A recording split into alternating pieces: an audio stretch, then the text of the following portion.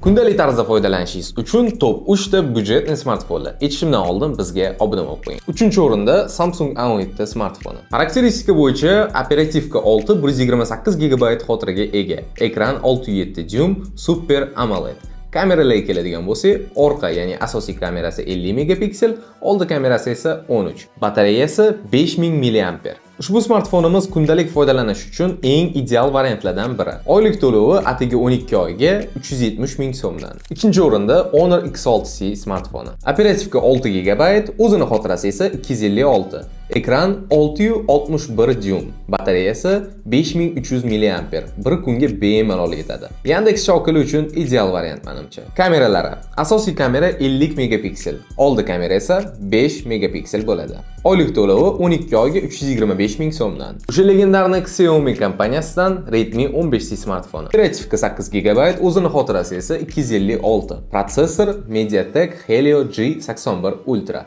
Batareyasi 6000 mAh.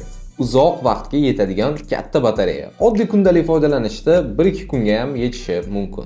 Asosiy kamerasi 50 megapiksel, oldi kamera esa 8. Oylik to'lovga keladigan bo'lsak, 12 oyga 315 ming so'mdan. Bundan tashqari siz istalgan smartfonni terabaytdan 24 oygacha bo'lib to'lashga olsangiz bo'ladi.